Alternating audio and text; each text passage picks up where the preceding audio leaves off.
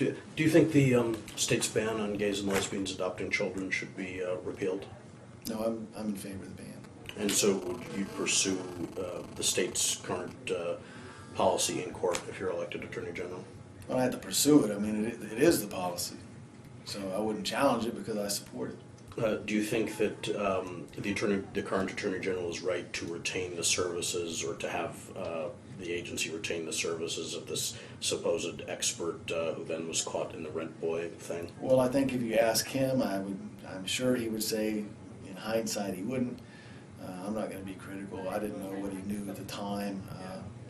So I don't think it's fair for me to judge him, but obviously knowing what we all know now, of course not, you wouldn't do it. Well, would you advocate picking somebody of that nature to be an expert witness for the state? I don't know what of that nature means. I mean, you try to find the most knowledgeable person you can find on an issue when you're looking for an expert, and somebody that has a credible background, somebody that will be persuasive to a jury. Those are all the kind of things you look for in an expert witness. Do you think this guy had a credible background? I didn't know anything about him before I started reading your guys' stories.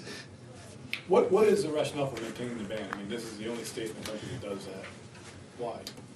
You know, that's just my personal belief, and that seems to be the policy that most people in the state government have decided. And But from a legal standpoint, what would be? I don't know.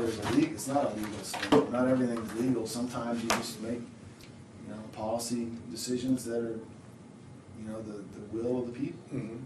But what would be? What is the public interest that is served? By maintaining the ban? There's so much data that demonstrates that the best possible upbringing for a child is to be in a home with a mom and a dad. I mean, it's not even debatable.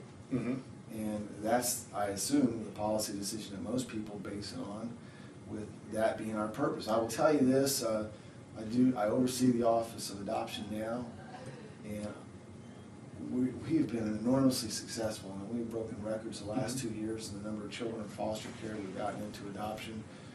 And we don't have a lot of resources, but we've been successful, and that's where our efforts need to be. Keep focusing on those successes, build on those successes, not get weighed down by. But if you opened up adoption by gay parents, then wouldn't the adoption rate be even higher?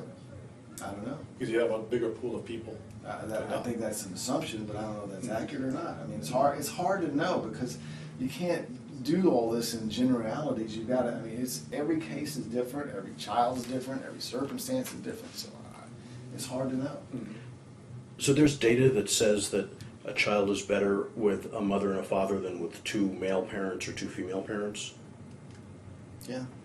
Can you supply that data? No, I don't carry that around in my back pocket. But I know there's data that certainly says that for the best outcome of a child, being raised in a home with a mother and a father is the best environment. Better than having two same gender parents.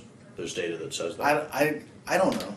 All I know, the data said, and I don't know if it's compared to just single parents or if it incorporated same-sex parents or not, but certainly, and it's kind of common sense, to be honest with you, that certainly supports a mother and a father. That's the best environment for a child.